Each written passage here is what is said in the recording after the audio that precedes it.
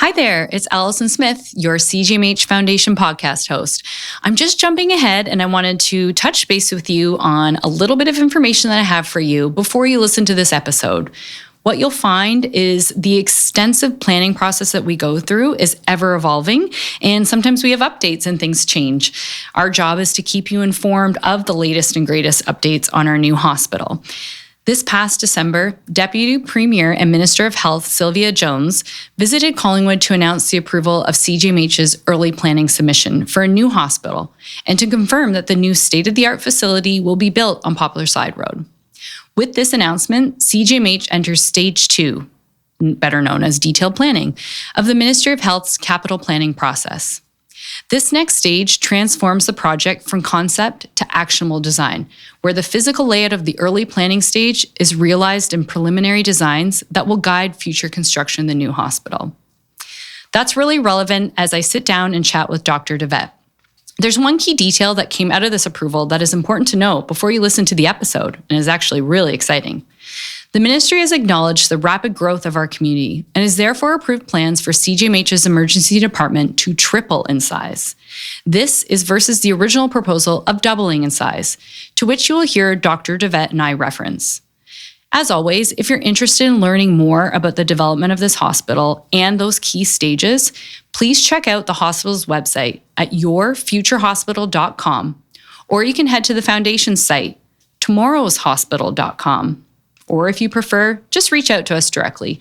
We can answer any questions that you have, and we'd love to chat with you more about South Georgian Bay's Hospital of Tomorrow. Thank you, and enjoy the show.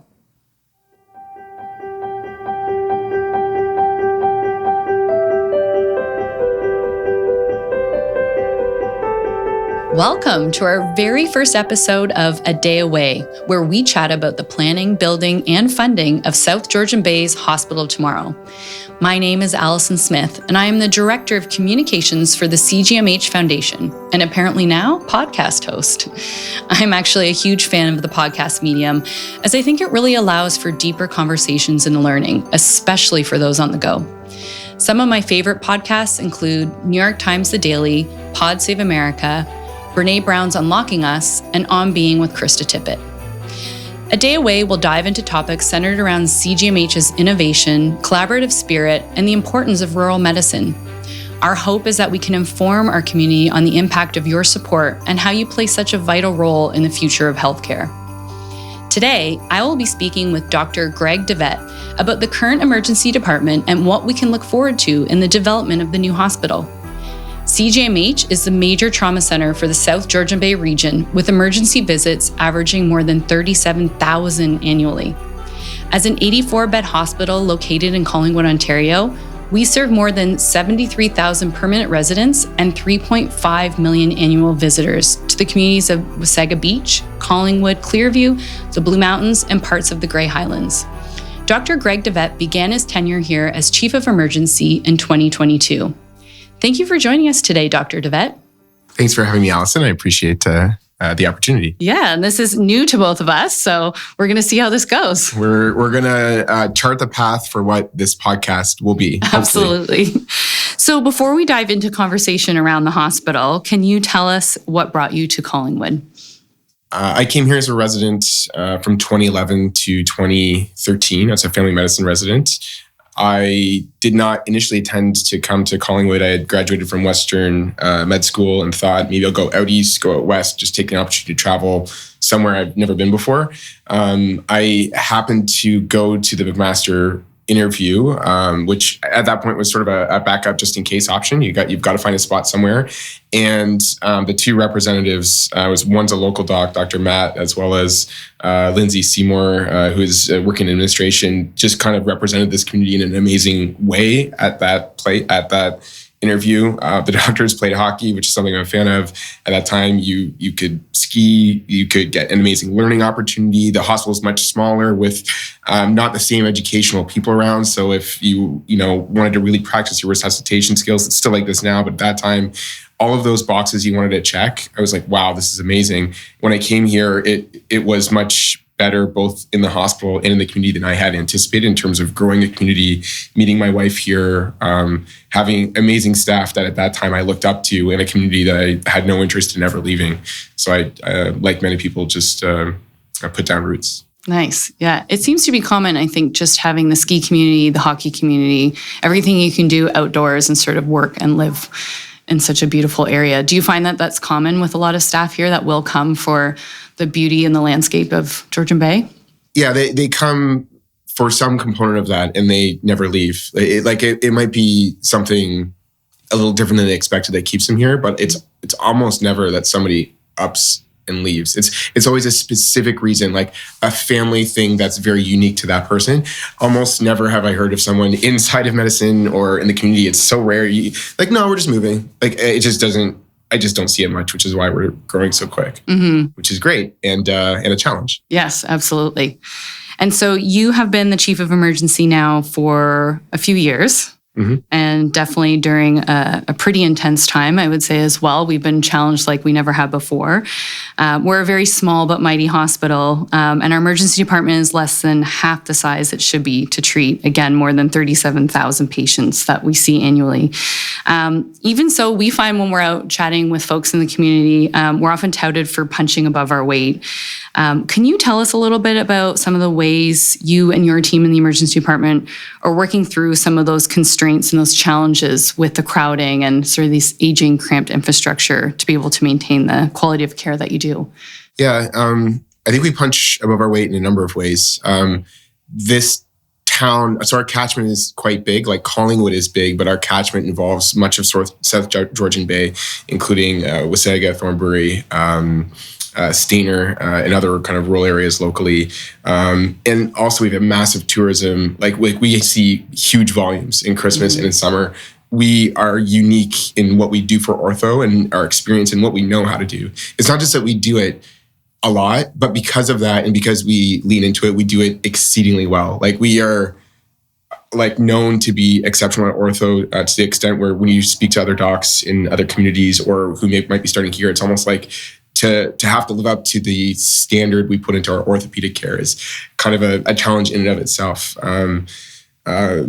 That would be one big way. But then in addition to that, many of the physicians, I would say each of them, have taken it upon themselves to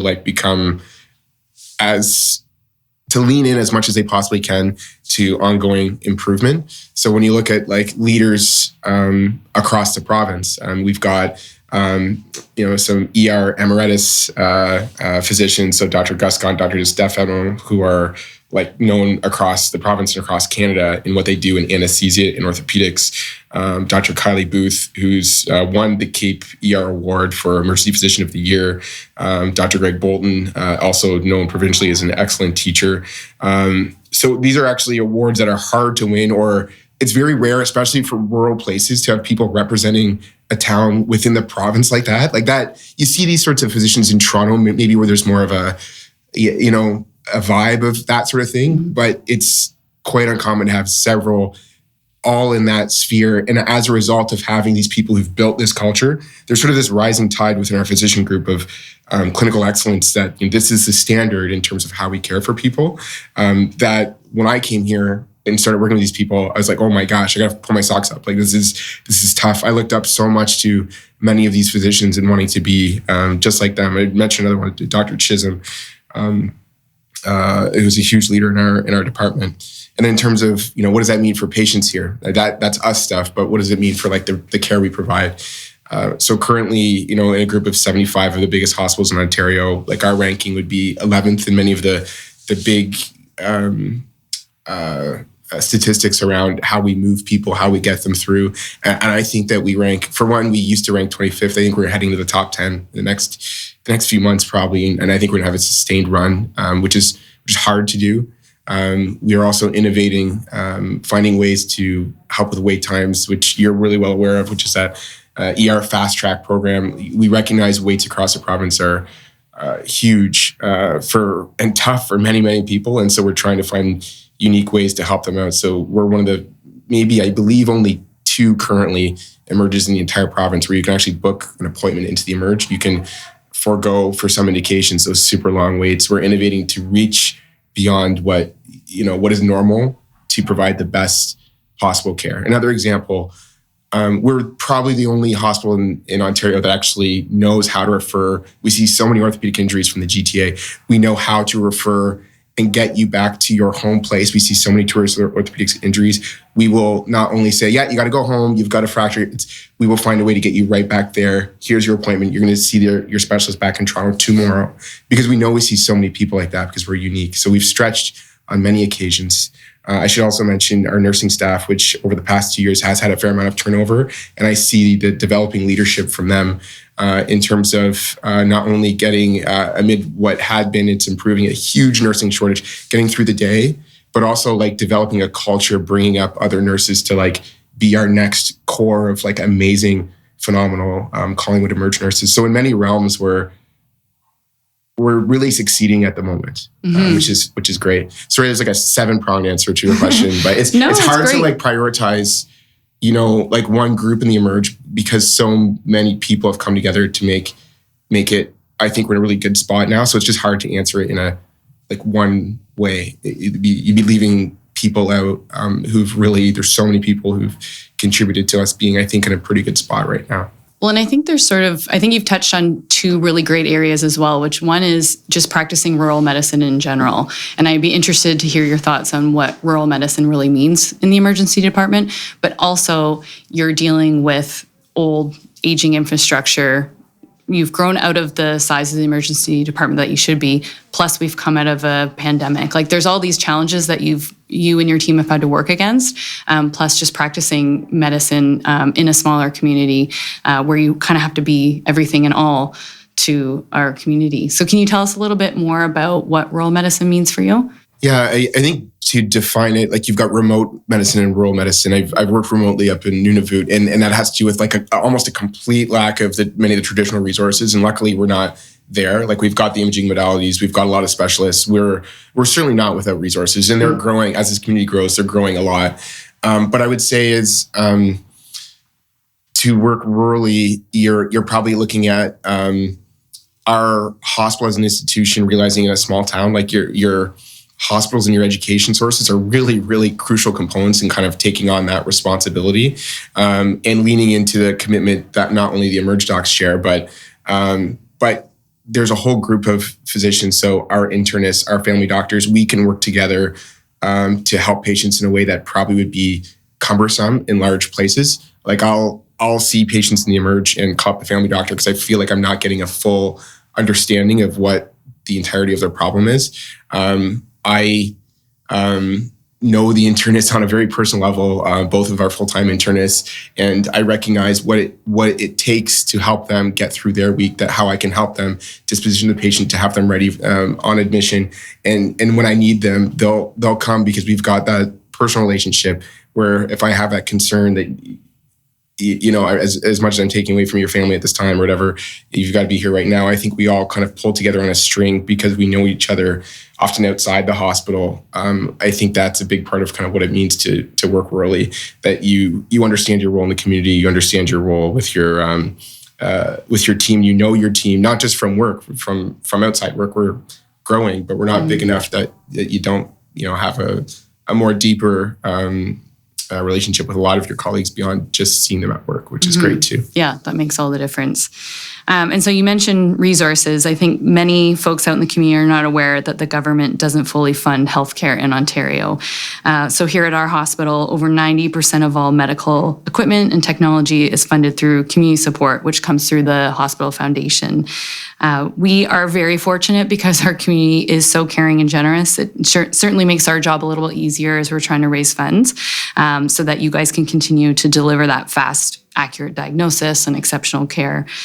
Are there any pieces of equipment in the emergency department that you could kind of just dive into to tell us a little bit about that you've felt you've really benefited from that our donors have funded? I'm thinking like maybe the Lucas 3 or maybe some portable ultrasounds, anything that just comes to mind for you? Yeah, the two big ones I would say would be the Lucas. The Lucas is huge. So what that is a CPR machine.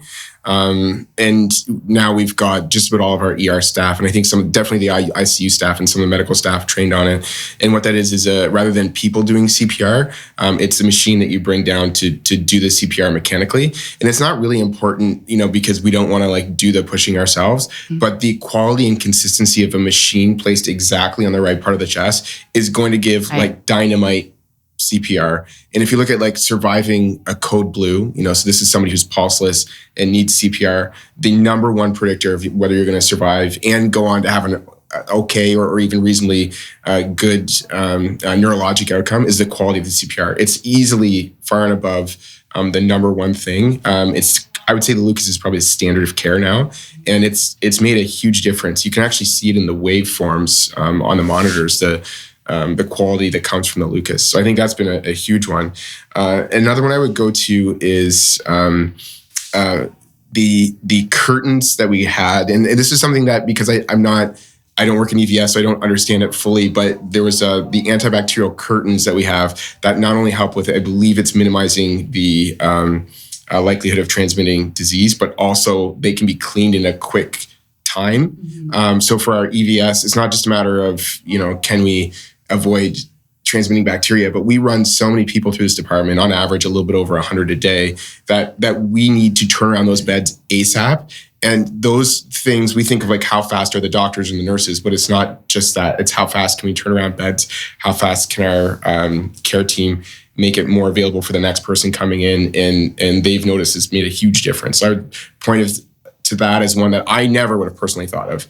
But now that I understand and I see how quickly we can turn around, it's great to have.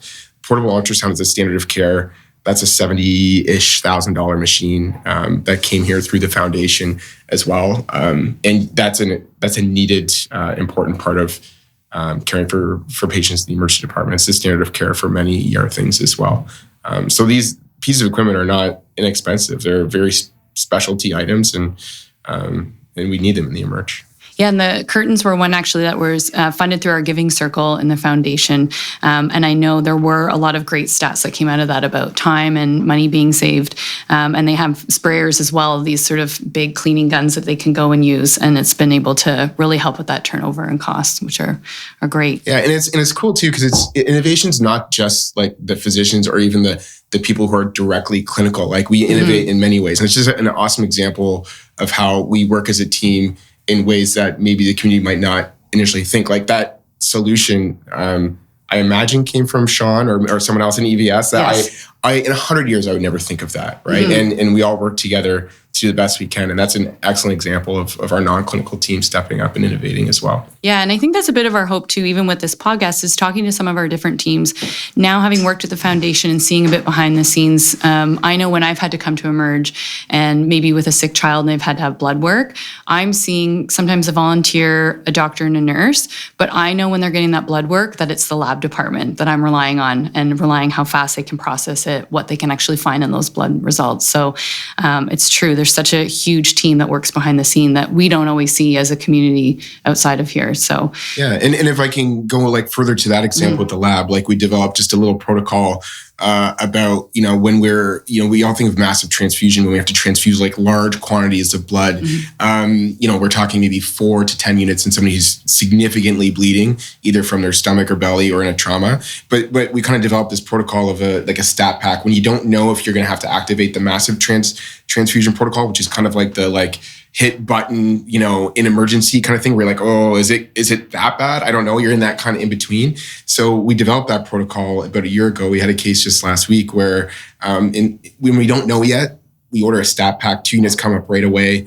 We gave those, we saw, whoa, we're not in for a bit. We're in for a lot more blood. And what had happened previously, sometimes you call it too late and you're kind of like, oh, where's my blood? But it's like kind of just chatting with those different departments, how to make it right. And we had the 2 units. We realized we're going to need a lot more, but we had them on the go, ready to go while we waited we ultimately gave 8 units of blood and 6 of fresh frozen plasma. But that little innovating that you do before helps in those moments that you don't see often. And it's not just the nurses and the docs. And that's another example with our lab team.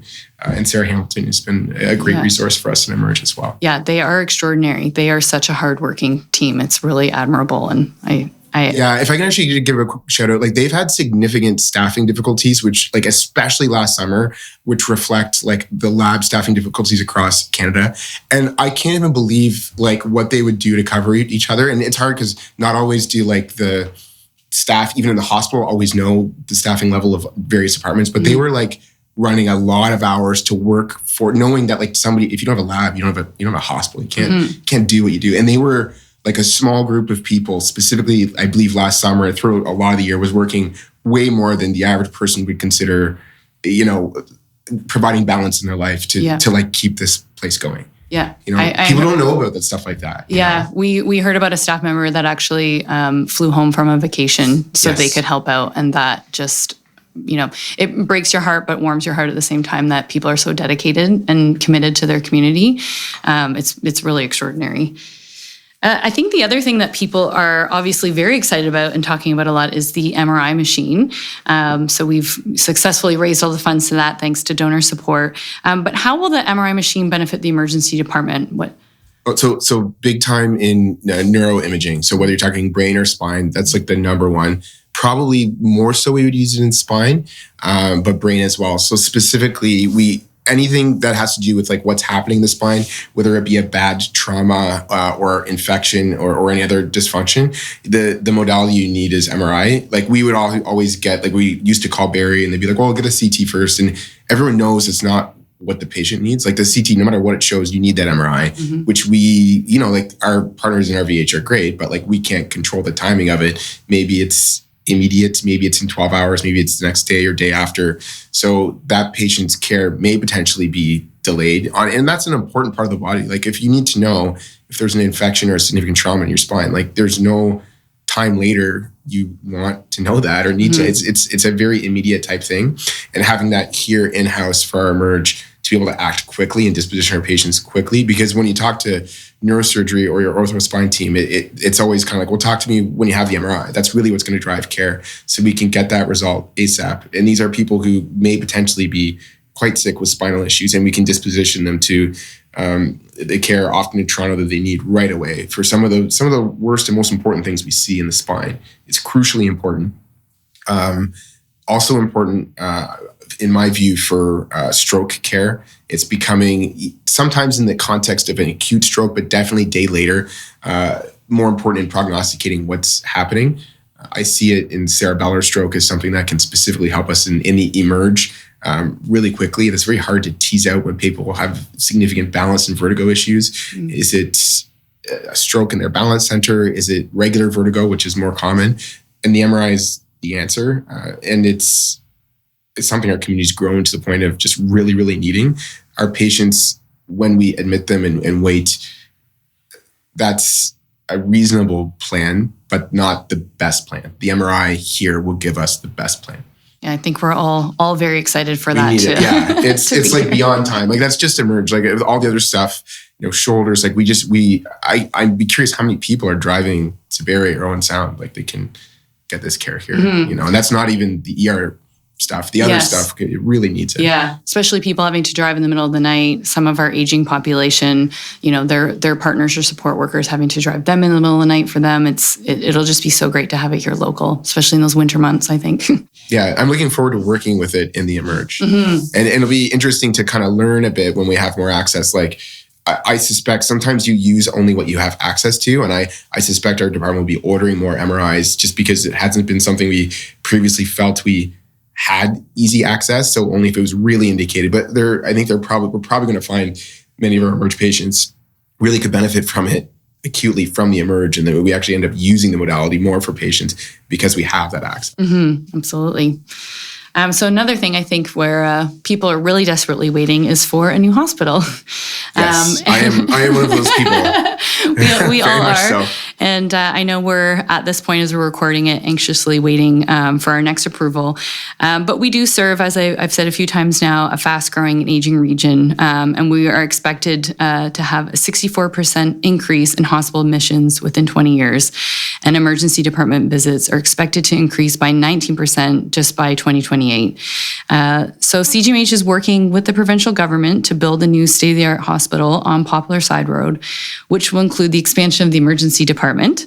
And it is designed to double in size. So can you tell us a bit about the space and how it's being designed? I know there's a lot of talk around purpose-built infrastructure. I'm not sure if that's something you would speak to or not, but maybe just tell us a little bit about what you're looking forward to and just gaining in that size and any other details we might be interested in. So the first thing I would say is I actually think that those statistics, like they came up at a recent meeting. I think they undercut what the need actually will be. So the first thing is I would say the need will actually be far greater as it relates to Emerg visits and people being hospitalized.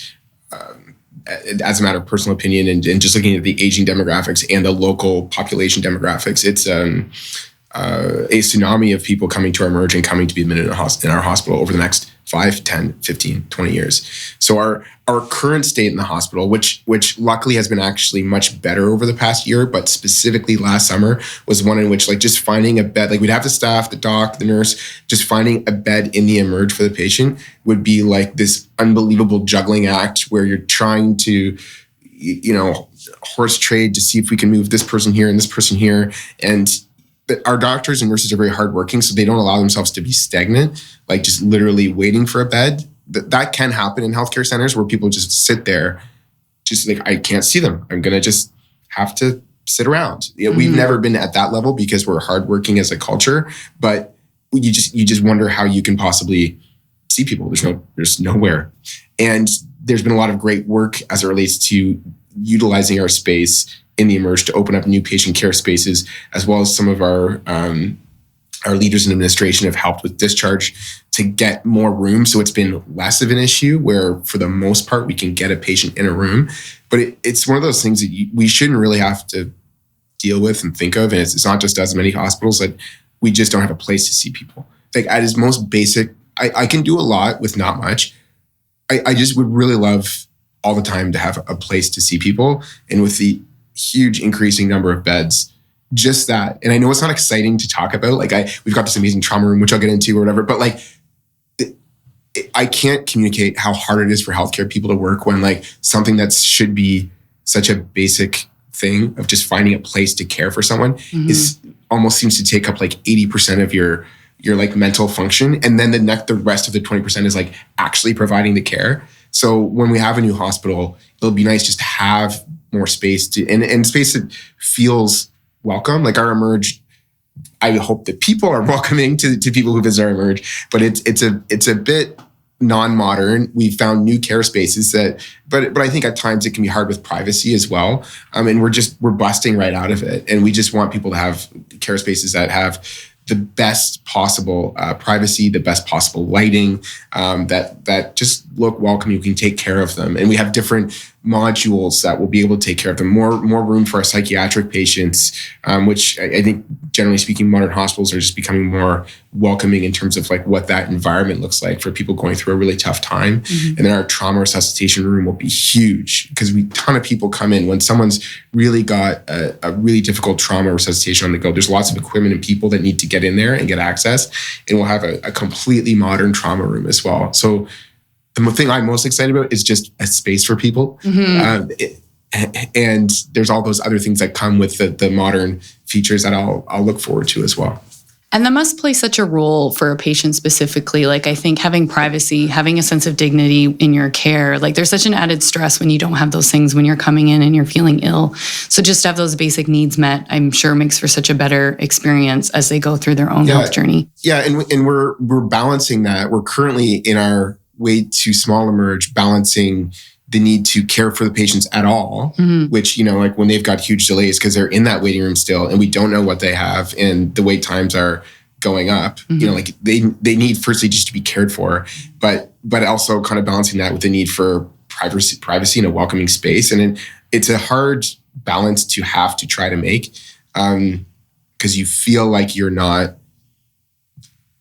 It's a trade-off you just don't want to have to make. And where we are is we're trying our best, but some of these new care spaces don't have the privacy, but there are that would be adequate or 100% adequate in my view. But in our current hospital Emerg with the beds, I just see no way we can move forward with seeing people and just getting them the care they need and even close to a timely fashion without it. So not having to make those trade-offs will be welcome, not only for the patients, most importantly for the patients. It's hard on the staff to make these trade-offs. It doesn't feel right. Yeah, and it just seems like you're totally right. It seems like so much of your time is spent on logistics and optimizing time. And I think one of the great programs, and maybe you could just touch on it again, because I think there's still a lot of folks that aren't aware of it, is the Fast Track program, because that is something that should help ease a little bit of what's happening in Emerg. Can you just tell us a bit more about that program? Yeah, so we see about 100 people a day in the Emerg, and our core mission will always be to take care of the most sick, most in need patients first, and people understand that. So if you're coming in with a true blue significant emergency, you will always go to that front of the line. But as a result, in any Emerg, including our own, people often can experience fairly long wait times for things that are somewhat minor, and people even recognize often that they're having somewhat minor things, like they've hit their thumb with a hammer, wonder if it might be broken, cough, cold has been lingering, and they wonder, could there be pneumonia seeping in, need to get stitches. We're the only place in town for that. And as a result of the triage system, which is an appropriate system, they wait. And we're just finding that we can do a bit more to serve those people earlier. So we can see somebody quickly, whether they wait 4 hours or 4 minutes, it'll take the same amount of time for us. So what we're offering to patients is a way they can actually book their appointment. So we have appointments available in the morning. There's about 8 appointments. In the afternoon from 8 a.m. to 10 a.m. In the afternoon from 1:30 to 2. At this time, there's 3 appointments that you can actually book in for some of the minor indications that we know are kind of easier for us to get you in and out, that your patients are more at risk for waiting. And we recognize they don't have other options in many cases, whether they don't have primary care option, difficulty accessing walk-in care, and they just need a place to go for some of these minor things. They can actually book into our website, so cgmh.on.ca. The indications you can book in for are if you have a cough or a cold type illness, urinary tract infection, if you need stitches and it's a minor cut, and it's under 4 hours, because we can't let those ones wait all day. You can book in for that. Orthopedic injuries, and more of the minor ones where you're like, I think I need an x-ray, like I might have broken something. Those type of indications, you can actually book an appointment. Almost always we can get people in and out in under 1 hour. And I would say the feedback has been amazing. Like people are like, they can't even believe it, because it's changes the paradigm of what Emerg care is. Like you think you have to wait, you should wait. Like that's just the norm. Like people just wait in Emerg. It's like what it's going to be. But you don't have to. I don't believe people have to. So I just want as many people to know about it as possible, because some people still wait because they just don't know. And the people who are using the program, like we get the feedback. They're like, oh my God, like this, like why was this not designed somewhere 10 years ago? Like this is this exact solution. Like I knew I needed an x-ray. Like, where else would I go? So it's just nice to use this forum to get that info out to the community, that people who are using it are very, very happy with it. Yeah, we've heard, I know from our community as well, we've heard a lot of amazing feedback just with how fast it is, how quickly they're diagnosed and taken care of. So yeah, it was funny though, because we're not like natural advertisers. So like we built it all, and there's a whole computer system, and people who like, this is how we're going to triage. We're going to get them in, we're going to get them out. But we hospital people, we don't know how to. I would just say, generally speaking, we're not great self-advocators. We're not great advertisers. We're not. So doing stuff like this helps kind of get that word out, because it's kind of the type of thing that you actually have to let people know. You can't just sort of secretly do something cool. Like you people got to know about it. So it's kind of nice to, just get this avenue to let people know. It's, generally speaking, it's been a pretty awesome experience for those who have gone through. Yeah. And again, so that's on the website. That's the Collingwood General Marine Hospital website. So cgmh.on.ca. Yeah. It takes like 3 to 5 minutes using your health card to just quickly put in this is what happened. And you book your time slot. And generally speaking, we get people in x-ray if indicated and out in an hour or less. Generally speaking, I wouldn't say always, but almost always. Yeah. Oh, that's great. And often even much quicker. And so with the new hospital, there'll obviously be programs and services running this way, and there'll be a lot of, again, that logistics taken into consideration. Do you find in terms of how the emergency department will be designed, in terms of where it's located, patient flow into other areas of the hospital, should we expect any interesting changes there? Anything that you're really looking forward to? You know what? I'm going to answer this question honestly. We had those meetings like a lot of them like a few months ago, and I was really focused on the Emerg side of it, and the flow was really good, but it didn't. I can't recall a lot of the flow stuff from like the whole big hospital. Like I suspect it'll be a fair amount better for a lot of things, but like my part of it was more so like the Emerg and less of like the whole flow of the whole hospital. The flow will be good, I think, in terms of getting people in and out. I'm personally less interested in like where people were walking around, and more interested in like, can they stop walking somewhere that they need to be in an actual room, in a bed. And that part is what, again, going back to, makes me most excited. Yeah, I think we hear a lot in the community too, that people are just so excited to have privacy, have private rooms, have areas, have their space, and not feel so crowded. So I think that's a really great thing to look forward to. Yes, absolutely. So our podcast is called A Day Away. It's a bit of a play on the song Tomorrow from the musical Annie, though I promise never to sing that on here. But we do talk about tomorrow a lot around here. As a foundation, our work is always future planning and forward thinking to ensure we can provide and care for generations to come. Today, our community benefits from the generosity of those that gave before them. And now we are embarking on our biggest and boldest mission yet. We are steadfast on a mission to build South Georgian Bay's Hospital of Tomorrow, to expand healthcare services to our fast-growing community, improving patient care and privacy, helping to retain and recruit top healthcare professionals, and build on our strength in rural interprofessional education and training. We know that a bright, beautiful tomorrow is always possible because of the care we give today. Hospitals are actually predicated on a brighter tomorrow. Dr. Devet, thank you so much for sitting down with me today to chat about your work and tell us a bit more about the emergency department. I was wondering if we could end this session just by you giving us some closing thoughts of what tomorrow means to you.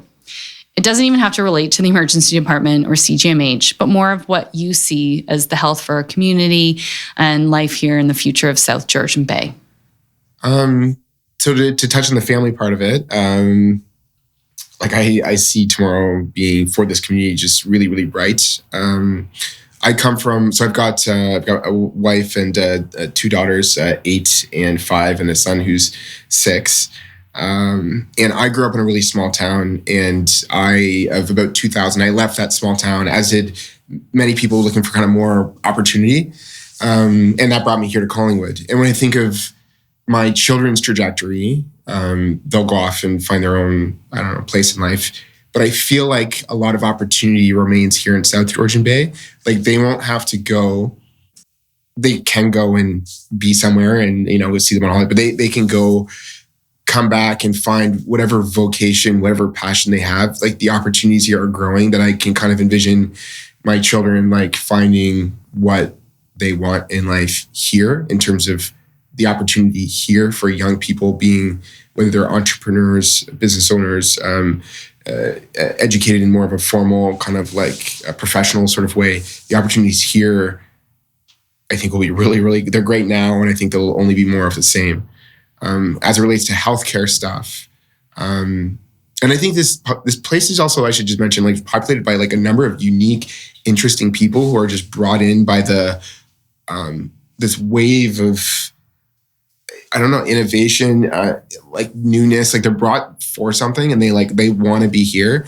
And I think this community will continue to have like a vibe of people who, like, they don't land here by accident. They want to be here. They want to make this community as great as possible, and will continue to sort of prop up the community and all the other individuals who are brought in here to keep this place being amazing. Like, I've just met in this community in my time since starting roots here, so many interesting people that I've learned so much from. And I just think that ongoing kind of influx of amazing, unique ideas will continue. As it relates to the hospital, I'm pretty worried. I wouldn't say about our community's healthcare situation as much as the provincial, I would say even global, but we'll just say provincial healthcare situation, in terms of the significant need for more healthcare resources, in terms of growing population of Ontario and locally an aging population. And like, will we have the ability to dedicate the resources needed, and will we have the health human resources needed to fit that significant need? So that's something that I know for myself and Shelby, our ER manager, we are constantly, it's an issue now for us, just trying to make sure we're hiring appropriately to staff our departments. I believe that issue will be an ongoing one for various departments throughout hospitals in Ontario. And I'm asking myself, like, how can I position our hospital from a human resources standpoint to be that like attractive place that you want to go for our Emerg, and I think it'll be the same thing for various departments. How can we be as attractive as possible? The community and its amenities really help. It's a great place to live, but I think that'll be the big one. So I'm a little worried in that way. But within that difficult environment, I think, again, because Collingwood's such an amazing place to live, I think we're more suited than other communities to rise to that occasion, rise to that challenge, which will be coming up in healthcare moving forward. Yeah, I think there is so much uncertainty, unlike anything we've ever seen. And I think that one thing that has given us a lot of hope is just the fact that I think our whole area, South Georgian Bay, has always been full of communities that change. You know, we've come from being shipyards to being a ski town to being Four Seasons, and now we're sort of this mix of sort of an entrepreneurial hub, a lot of young families moving here. And I think that certainly feels hopeful and hopefully inspiring to our communities. And I think they're so generous and giving, I know, to our hospital. And I think we're just really happy and appreciative that you and your team work so hard to try and accommodate how it grows to work through these HR challenges. And like you said, you want to be practicing medicine. You don't have to be thinking about all of this. So I know on behalf of the community, we really appreciate all that you do to support us and keep us healthy. So thank you. And we hope everyone enjoyed our first episode of A Day Away. It was our first, like we said, and we've made it through. We are working to build the new hospital that South Georgian Bay needs and deserves. And with your help, our new facility will be ready to support all of us when we need it most, when tomorrow comes. Thank you. Oh, can I say one thing really quick as well? Sorry, that was probably your natural end to the podcast. No, it's all good. I just want to say thank you to the foundation. You know, sometimes it's hard, and prior to kind of working leadership role, I didn't really know what foundations do as much. You're just kind of working your shifts and stuff. But you guys, your whole team, and it's not just you, Allison, like that equipment we discussed, the new hospital, like these things are needed by donors, by the foundation. What you do does make a difference. Interestingly, I would almost say it's needed. Like, we don't notice as much the things you do as much as like what kind of gap would be left if there weren't your team doing this, in terms of like, I'm aware that there's a necessary need for new hospitals to have some component of donation, MRI, these sorts of things. I couldn't imagine if we weren't able to have these things for our community, and also some of the things through the giving circle.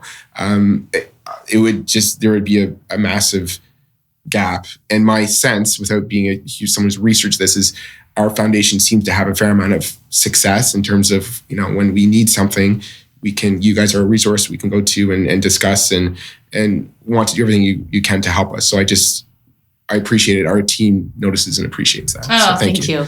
Yeah, I think it's an interesting job to basically full-time be asking people for money. It's not always a comfortable ask, but I think when you know what the ask is, which is helping in healthcare, it makes it that much more easy. And like I said, the community is really generous. And I don't think it's necessarily unique to South Georgian Bay, but I do think it is a rarity that they will, if there is a need, they will jump up and support it. So that certainly makes it easier. And I think just we get to hear all these incredible patient stories, and that really fuels and inspires us. So almost every day someone's calling or stopping by and saying, this person saved my life. This person delivered my first baby and my third baby, and I'm so glad it was them again. And just to hear all those stories, that really keeps us motivated and going. So, but thank you. I appreciate that. All right. And thanks for this opportunity. We did a podcast. Yeah. We hope you enjoyed our first episode of A Day Away. We are working to build the new hospital that South Georgian Bay needs and deserves. With your help, our new facility will be ready to support all of us when we need it most, when tomorrow comes.